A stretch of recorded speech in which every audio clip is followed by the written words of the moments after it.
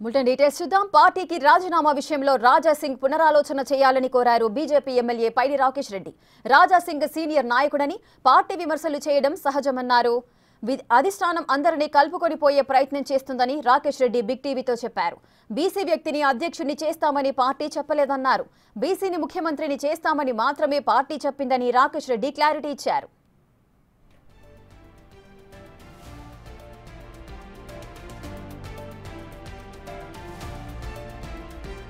పూర్తి డీటెయిల్స్ మా ప్రతినిధి వెంకట్ అందిస్తారు. అధ్యక్షుడు ఎవరో తేలిపోయింది. ఏకగ్రీవంగా రామచంద్రరావు కూడా ఎన్నికైనట్టు కూడా స్పష్టంగా తెలుస్తుంది. ప్రస్తుతం మనతో పైడి రాకేష్ రెడ్డి గారు, ఎట్లా ఈ అధ్యక్ష ఎన్నికల్లో రామచంద్రరావు ఏకగ్రీవంగా ఎన్నిక కావడం, రామచంద్రరావు అధ్యక్షుడు కావడం ఎట్లా చూస్తారు? చాలా శుభ సూచకము. తెలంగాణ వ్యాప్తంగా సంబరాలు చేసుకుంటున్నారు పార్టీ కార్యకర్తలు, టపాసులు వెళ్తున్నారు. దీపావళి ఈ రోజు అనుకుంటున్నారు. తెలంగాణ భారతీయ జనతా పార్టీకి ఒక మంచి నాయకుడు వచ్చాడు, సీనియర్ నాయకుడు వచ్చాడు. రాష్ట్రంలో ఈ పార్టీని ముందుకు తీసుకెళ్లి విజయాల వైపు, విజయం వైపు పయనం చేయించే నాయకుడు వచ్చాడని రాష్ట్ర వ్యాప్తంగా భారతీయ జనతా పార్టీ శ్రేణులు, కార్యకర్తలు ఆనందంగా ఉన్నారు. ఏంటి బీసీ నేతగా అధ్యక్షుడు అన్నారు, బీసీ ముఖ చిత్రంతో గత ఎన్నికలు పోయినరు, అధ్యక్షుడిగా నిన్నటి దాకా బీసీ ఇస్తా అన్నారు. ఇవాళ ఓసీ ఇవ్వడము చర్చనీయాంశం అవుతుంది పార్టీలో. అంటే మీరిచ్చి మీరు రాసుకోండి, మీరిచ్చి మరి మాట్లాడుకోండి. మేమైనా పార్టీ లెటర్ పెట్టింది ఎట్లా? మేము ఇంతకుముందు ఎన్నికలలో బీసీ అభ్యర్థిని ముఖ్యమంత్రి చేస్తామని మేనిఫెస్టోలో పెట్టాం. అది రాజకీయ ఎన్నికల రంగం, క్రీడా రంగం. కాబట్టి ఇది పార్టీ సంస్థాగత వ్యవహారం. పార్టీ ఈ రోజున్న పరిస్థితులలో ఇంక ఎలక్షన్లు ఇప్పుడు తొందరలు ఏం లేవు.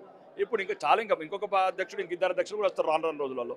ఇప్పుడున్న పరిస్థితుల దృష్ట్యా పార్టీకి సీనియర్ నాయకుడు, ఈ రాష్ట్రం మీద సంపూర్ణ అవగాహన ఉన్న నాయకుడు కావాలని పార్టీ అధిష్టానం నిర్ణయించుకున్నది.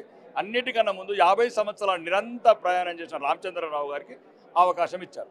మీ పార్టీ ఎమ్మెల్యే రాజాసింగ్ కొన్ని కీలక వ్యాఖ్యలు చేశారు. పార్టీకి రాజీనామా కూడా చేశారు. ఇవాళ అధ్యక్షునికి అందించారు లేఖను. కొన్ని కీలక వ్యాఖ్యలు చేశారు. స్టేట్ కౌన్సిల్ సభ్యులను భయపెట్టిస్తున్నారు, భయపెట్టించి నామినేషన్ పత్రాలు వేయకుండా అడ్డుకున్నారు నన్ను అంటూ వ్యాఖ్యలు చేశారు. ఆ వ్యాఖ్యల మీద స్పందించను.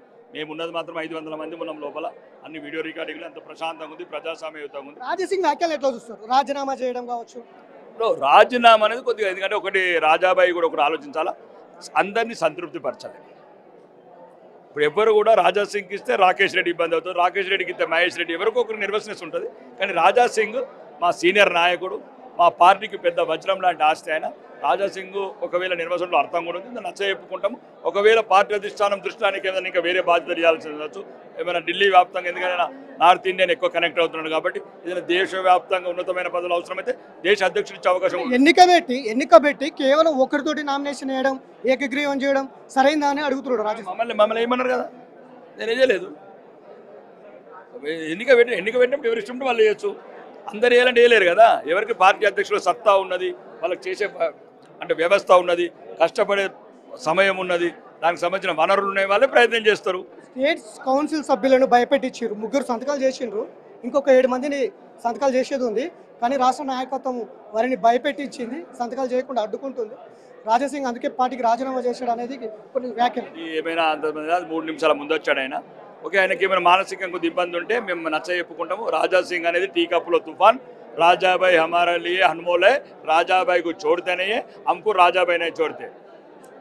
రాజా సింగ్ బీజేపీ హిందుత్వం ఇట్లా అంటి పెట్టుకున్న సొంత పార్టీ పైన విమర్శలు చేస్తున్నాడు కదా. ఒక్కోసారి కన్న తల్లిని విమర్శిస్తారు, కన్న తల్లిదండ్రులను విమర్శిస్తారు, అన్న తమ్ముల్ని విమర్శిస్తారు. అది సహజము. ఒక మా అన్ననే కదా, సమర్థిస్తున్నారా ఆయన సమర్థించడం కాదు. మా అన్న కొద్దిగా ఇబ్బంది పడ్డాడు, ఆ ఇబ్బందిని సరిదిద్దుకుంటాము. నేను అనేది ఏంటంటే రాజా సింగ్కు సరిపడ పదవి కేంద్ర పార్టీ ఏం నిర్ణయం తీసుకుంటుందో, దేశవ్యాప్తంగా సేవలు వాడుకుంటుందచ్చు. కాబట్టి దాన్ని బట్టి నిర్ణయాలు ఉంటాయి. తొందరపడి మనం ఒకరికొకరు ఆవేశాలకు పోయి పార్టీని చులకనగా మాట్లాడడం కరెక్ట్ కాదు. అయితే రాజా సింగ్ చేసినటువంటి రాజీనామా పైన పెద్దగా ఎవరు స్పందించడానికి ఇష్టపడట్లేదు. దాంతోపాటు పార్టీ మొత్తం కూడా చూసుకుంటుంది, పార్టీ సిద్ధాంతం ప్రకారం మొత్తం జరుగుతూ ఉంది. రాజాసింగ్ అధిష్టానం దృష్టిలో ఉన్నాడు. ఆయన పార్టీ కోసం అనేక కృషి చేసిండు. కానీ ఇట్లా మాట్లాడేటప్పుడు కొంత ఆలోచన చేసి మాట్లాడాలనేది పైడి రాకేష్ రెడ్డి చెప్తున్నటువంటి నేపథ్యం. Video journalist